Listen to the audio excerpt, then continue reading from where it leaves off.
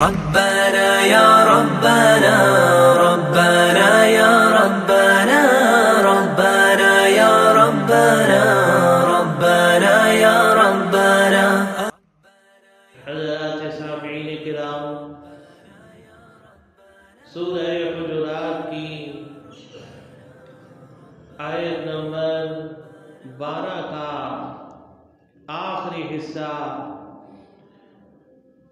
آپ حضرات کے سامنے تلاوت کرنے کی سعادت حاصل کی ہے۔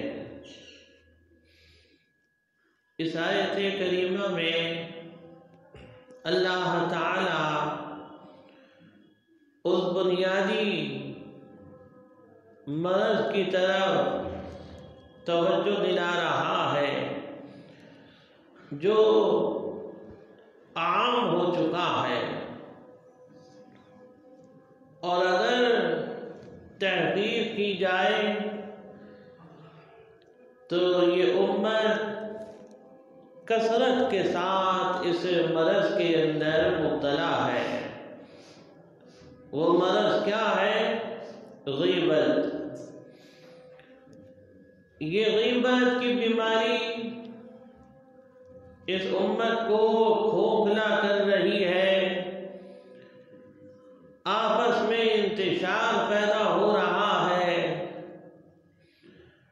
معاملات کے اندر بگاڑ پیدا ہو رہا ہے، اجتماعات کے اندر بگاڑ پیدا ہو رہا ہے، تباہیاں اور بربادیاں ہو رہی ہے، گویا کہ غیبت کی آگ لگی ہوئی ہے، اور اس سے نہ ہمارے گھر محفوظ ہیں، نہ ہماری مجلسیں محفوظ ہیں، نہ ہمارے مکانات محفوظ ہیں، نہ ہمارے مسلمانوں کے حلقے محفوظ ہیں۔ ہر حلقے میں یہ مرض نظر آتا ہے۔ اللہ تبارک و تعالی نے فرمایا کہ یہ غیبت کی بیماری ایسی ہے کہ جیسے کہ کوئی شخص مردہ بھائی کے گوشت کو کھائے، اگر اسے معلوم ہو جائے اور اس سے کہا جائے تو وہ اسے منع کرے گا، تو پھر فرمایا کہ غیبت کیوں پسند کرتا ہے؟ جب اسے یہ بات پسند نہیں ہے تو غیبت بھی نہ کرے۔ اور غیبت کسے کہتے ہیں؟ غیبت کسی انسان کی ایسی گفتگو کی جائے اس کے متعلق کہ اگر اس کے سامنے وہ گفتگو کی جاتی تو وہ اسے ناپسند کرتا۔ کوئی ایسا جملہ کہا جائے، اس کے متعلق کوئی ایسی بات کہی جائے کہ جو اگر اس کے سامنے وہ بات کہی جاتی تو وہ اسے ناپسند کرتا، فرمایا اسے غیبت کہتے ہیں۔ حضرت عائشہ رضی اللہ تعالی عنہا ایک عورت کے متعلق حضور سے گفتگو فرما رہی تھی، اور ہاتھ کے اشارے سے فرمایا کہ وہ ناٹی ہے، وہ چھوٹے قد کی ہے۔ حضور نے فرمایا کہ عائشہ ہاتھ کا اشارہ نہ کرو اور نہ یہ جملہ کہو، یہ غیبت ہے۔ ہاتھ کے اشارے سے بھی غیبت ہوتی ہے، آنکھ کے اشارے سے بھی غیبت ہوتی ہے، دل سے بھی غیبت ہوتی ہے، صرف زبان سے ہی نہیں ہوتی۔ کسی انسان نے ہاتھ کے اشارے سے کسی کے عیب کا اظہار کیا، یہ بھی غیبت ہے، اسے ناپسند ہے وہ چیز۔ اگر اس کے سامنے وہ اشارہ کیا جائے اس کی وہ کمی کی طرح بتاتے ہوئے تو اسے ناپسند کرے گا، یہ بھی غیبت ہے۔ آنکھ کے اشارے سے اگر کہا جائے اور وہ اسے ناپسند کرے گا تو یہ بھی غیبت ہے۔ دل میں اس کے لیے کوئی بات غلط قائم کی جائے، دل کے اندر اس بات کو قائم کیا جائے کہ یہ شخص ایسا ہے حالانکہ وہ نہیں ہے، اور اس کے سامنے وہ بات کہی جائے تو وہ برا مانے گا، اسے ناگوار گزرے گا، فرمایا یہ بھی غیبت ہے۔ غیبت صرف زبان سے نہیں ہوتی، احادیث کی روشنی میں یہ بات خلاصے کے بعد نظر آتی ہے کہ نہ آنکھ کے اشارے سے ایسا عمل کیا جائے، نہ ہاتھ کے اشارے سے ایسا عمل کسی کے متعلق کیا جائے، نہ دل میں کوئی ایسا خیال کسی کے متعلق قائم کیا جائے، نہ اپنی زبان سے کسی کے متعلق ایسی رائے قائم کی جائے، گفتگو کی جائے، ایسے کلمات ادا کیے جائیں کہ جو اسے ناگوار گزرے۔ ان تمام اعمال سے غیبت کا مظاہرہ ہوتا ہے۔ اللہ تبارک و تعالی اس بیماری سے مسلمانوں کی حفاظت فرمائے۔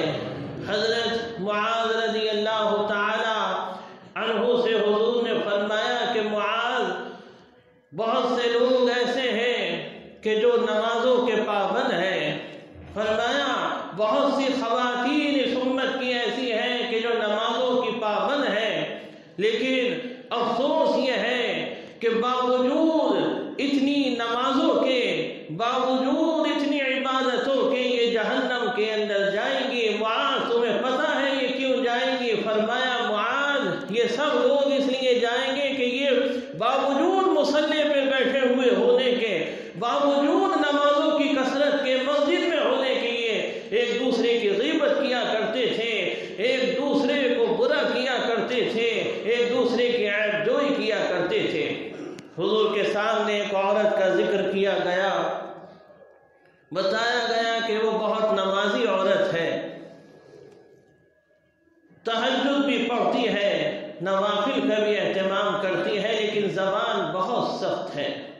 اللہ کے رسول صلی اللہ علیہ وسلم نے فرمایا وہ جہنمی ہے۔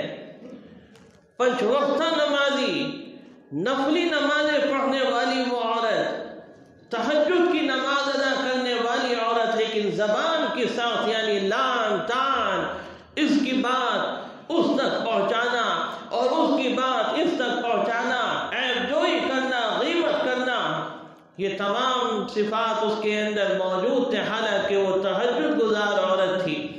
ایک دوسری عورت کے بارے میں فرمایا کہ وہ عورت صرف فرائض ادا کرتی ہے اور واجبات، وہ عورت نفل نمازوں کی کثرت نہیں کرتی ہے۔ اللہ کے رسول صلی اللہ علیہ وسلم نے اس عورت کے متعلق فرمایا، جب اس کے بارے میں یہ بتایا گیا کہ وہ فرائض کی پابندی صرف کرتی ہے اور واجبات کی، لیکن زبان بہت اچھی ہے اس کی، تو حضور نے اس کے متعلق فرمایا وہ جنتی عورت ہے، اس سے خوشخبری دے دو جا کر۔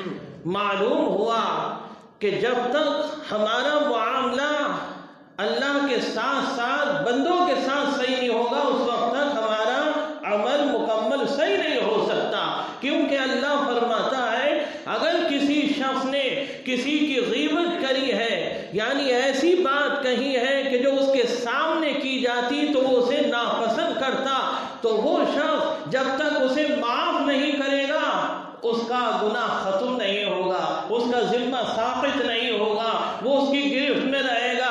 اس لیے فرمایا نماز ادا کرنے کے باوجود اللہ نے اسے اس کی نمازوں کو قبول فرما لیا، روزوں کو قبول فرما لیا، نفلی نمازیں تہجد کو قبول فرما لیا، لیکن جب نمبر حقوق العباد کا آیا تو غیبت نکلی، حقوق العباد کا جب موقع آیا تو اس میں چغلیاں نکلی، یہ ساری بیماریاں نظر آئی روحانی طور پر جو ہوتی ہیں دلوں کے اندر، تو اللہ تعالیٰ کی طرف سے گرفت ہو گئی۔ یہاں سے تو بچ کے نکل گئے، مگر یہاں سے بھی بچ کے نکلنا ہے، اور یہ بڑا سخت معاملہ ہے۔ اپنی زبان کی حفاظت بہت ضروری ہے۔ اللہ کے رسول صلی اللہ علیہ وسلم نے فرمایا، وہ حدیث میں پہلے بھی عرض کر چکا ہوں اور اب بھی عرض کر رہا ہوں کہ حضور نے فرمایا کہ جس نے مجھے اپنی زبان کی ضمانت دے دی میں اسے جنت کی ضمانت دیتا ہوں۔ یہ بڑا سخت معاملہ ہے، بہت سخت معاملہ ہے۔ حضور نے اپنی زبان اس انگوٹھے سے اور اس انگلی سے اس طریقے سے پکڑ کے معاذ سے کہا، حضرت معاذ سے، اور فرمایا کہ معاذ زبان پکڑ کے فرمایا کہ معاذ تمہیں پتہ ہے کہ سب سے زیادہ لوگ جہنم میں کس وجہ سے ہوں گے؟ زبان پکڑ کے فرمایا معاذ اپنی زبان کی وجہ سے، معاذ اپنی زبان کی وجہ سے، بس اسی پہ قابو پانا یہ بڑا مشکل کام ہے، بہت مشکل ہے۔ اگر انسان کامل مومن بننا چاہتا ہے تو اس کو چاہیے کہ وہ اپنی زبان کے اوپر کنٹرول کرے، اپنی زبان کے اوپر قابو پانے کی کوشش کرے کہ اسے نہ غیبت میں استعمال کرنا ہے، اسے نہ جھوٹ میں استعمال کرنا ہے، اسے کسی کی چوری میں استعمال نہیں کرنا ہے۔ فرمایا اپنی زبانوں کو اللہ کے ذکر سے تر رکھو۔ ارے اگر اس زبان کا استعمال کرنا ہے تو کسی کے دل کو سکون پہنچانے کے لیے کیا جائے، اس کے دل کے زخموں کو دور کرنے کے لیے ایسے کلمات کہے جائیں، کسی کے دل کو راحت پہنچانے کے لیے زبان کا استعمال کیا جائے، کسی کی خوبی بیان کی جائے۔ فرمایا عیب ہے تو بیان مت کرو، فرمایا تم ایک عیب چھپاؤ گے اللہ 70 عیب چھپائے گا۔ اور کون ہے ایسا کہ جس کے اندر کوئی نہ کوئی نقص نہ ہو سوائے اللہ کی ذات کے وہ ہر عیب سے پاک ہے، اور نبیوں کی ذوات مقدسہ کہ ان کو اللہ نے پاک رکھا ہے، اللہ نے ان کی حفاظت فرمائی ہے کیونکہ شریعت ان کے ذریعے نافذ ہوئی ہے۔ تو نبیوں کی ذوات مقدسہ اللہ کے کرم سے پاک اور منزہ ہے، اور اللہ بنفس نفیس بذات خود ہے۔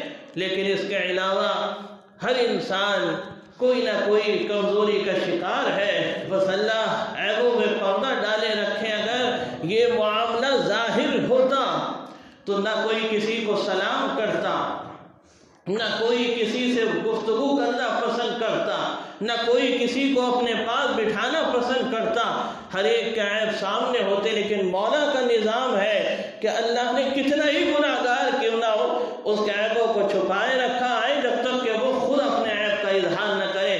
جب وہ اپنی زبان سے مجلسوں میں بیٹھ کے اپنے کارنامے اپنے گناہوں کو بیان کرتا ہے تو مولا فرماتا ہے اب تو نے خود ہی اپنے عیب کو بیان کر دیا، مجھ سے کیا امید کرتا ہے قیامت کے دن کہ میں تیرے عیبوں کو چھپاؤں گا؟ تو نے دنیا میں اس کو فاش کر دیا، دنیا میں اسے ظاہر کر دیا، تو میں آخرت میں بھی اسے ظاہر کر دوں گا۔ وہ جو چھپائے گا اور اللہ سے معافی مانگتا رہے گا اور آئندہ اپنی زندگی کو اچھے طریقے سے گزارنے کی کوشش کرتا رہے گا، اللہ تعالیٰ اس پر اپنا کرم فرمائے گا اور اس کی آخرت میں بھی حفاظت فرمائے گا۔